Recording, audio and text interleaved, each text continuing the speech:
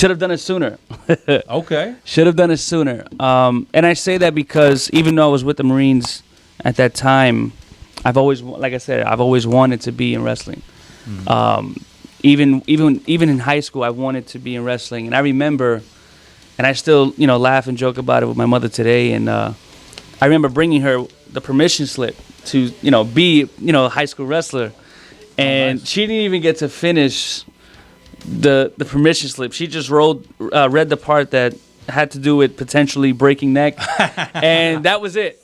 But I told her, I said, wait a minute, I played a little bit of football. That's not all it's about. Yeah, I'm like, I played a little bit of football, and then you signed me up to join the Marines. So I'm like, you had me do all this other stuff, and then I could have done this. And I'm like, who knows where I could have been? Because when you had that skills early on, then you add passion and heart on top of that, and then you had that little push from your support system. Is like, sky's the limit, Exactly. But I would basically tell a 25-year-old me, should have started a little sooner. Okay. All right. So now we're coming back to 2017. What did you learn being a Marine that helped transfer over to your wrestling career? Discipline. Discipline within training, in ring, discipline with just how to conduct myself as a professional. In the beginning, just like anything else, you have your mistakes. You make your bumps and your bruises. You say your apologies and you move on from it. So it did teach me a lot of discipline. It did teach me how to control that aggression. Okay. Growing up, like it's written in my bio, growing up, I didn't have a great foundation at home. I was coming up in a domestic violence home. Mom,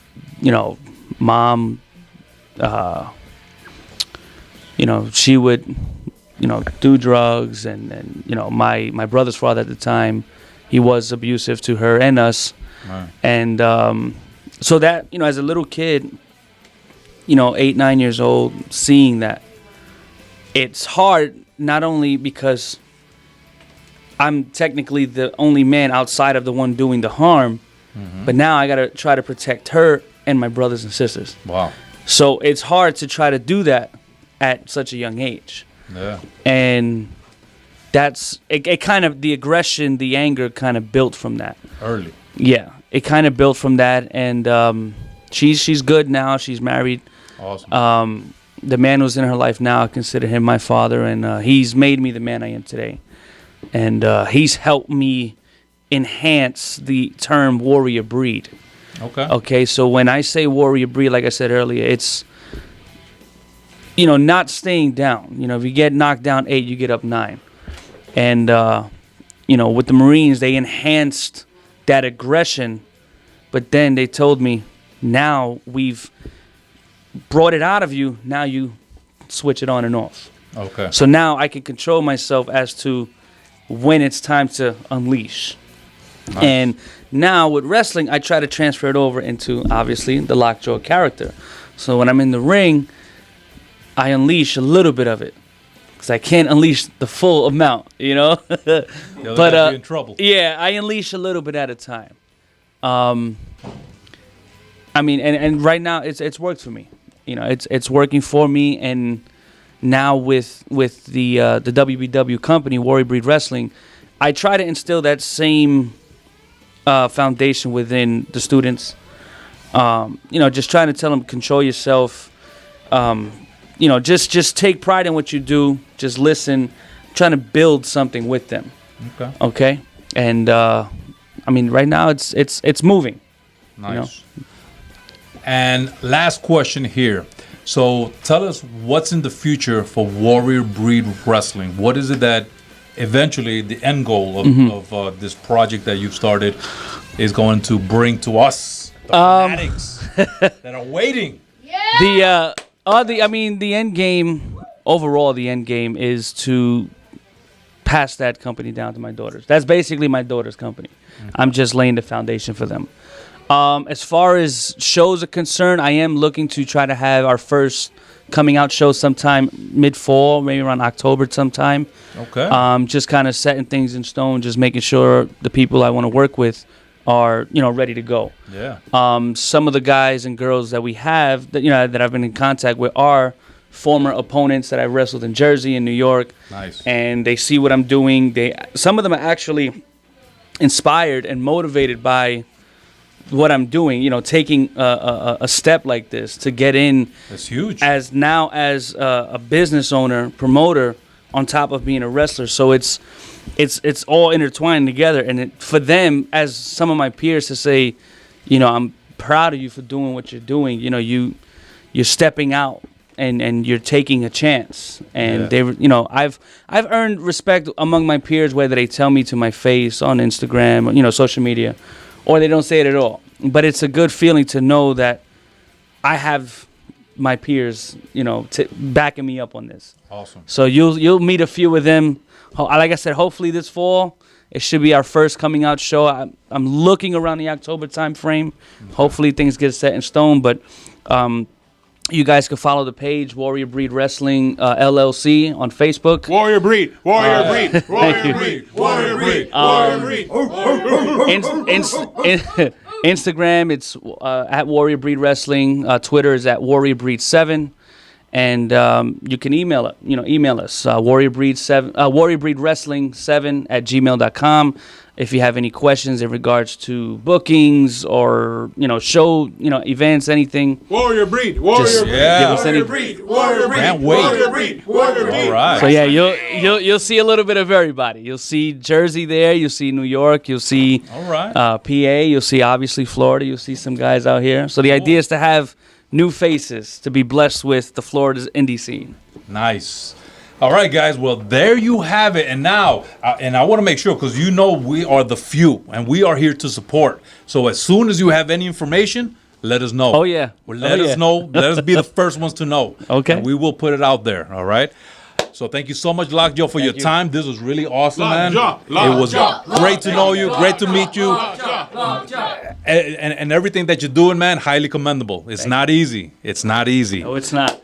All right, ladies and gents. Oh my God. Okay, yeah. Oh, yeah. Spear bogey. Remember, we're gonna pause this. You'll sit here, and then you'll finish with getting the spear. That's Jay Few back there. All right, ladies and gentlemen. So this is the end of this third segment of the Few Show.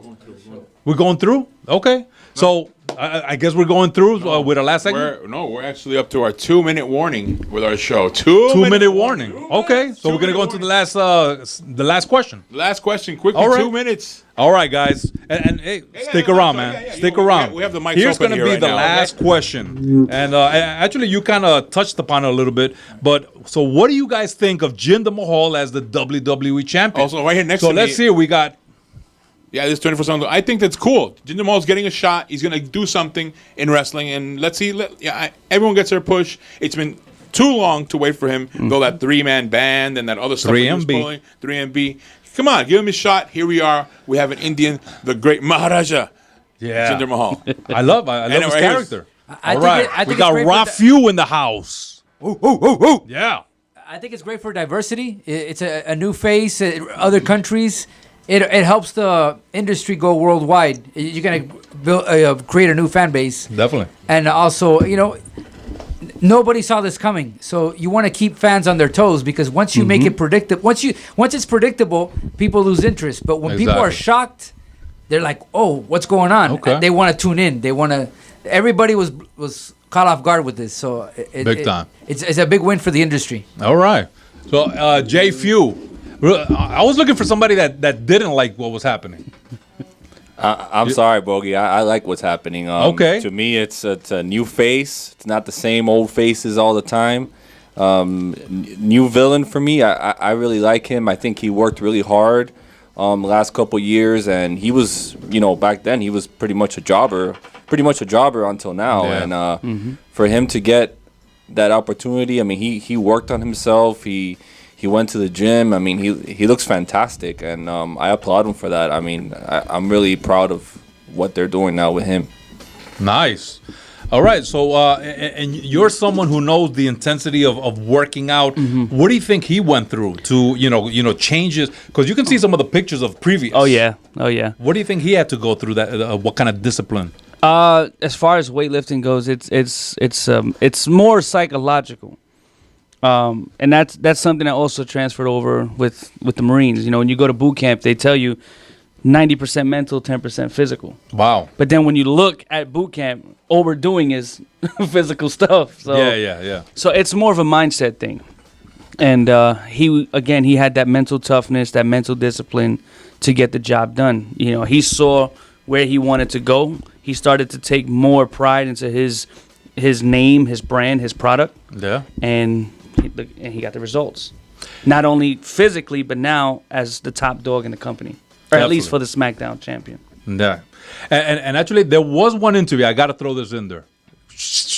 There was an interview where he mentioned that he actually wrote down that he will be the WWE champion one day. And he kept on looking at his goals over and over every single day. And sometimes, the universe, you throw it out to the universe. Yeah. Sometimes it comes back and, makes things happen. Yeah. So it's amazing that he could tell that kind of story. All right, good, ladies and gentlemen, we are here at the end of episode 17. Yeah, Lockjaw Lifestyle. Again, thank you so much, Lockjaw, to hang out here with us. This was awesome. And you guys stay tuned to the next episode. Remember, go on to The Fuse Show on Facebook page. Click like, comment, leave something there. All right, guys. Well, you guys stay tuned till the next time we see you at The Fuse Show. We're out. Enough said, baby.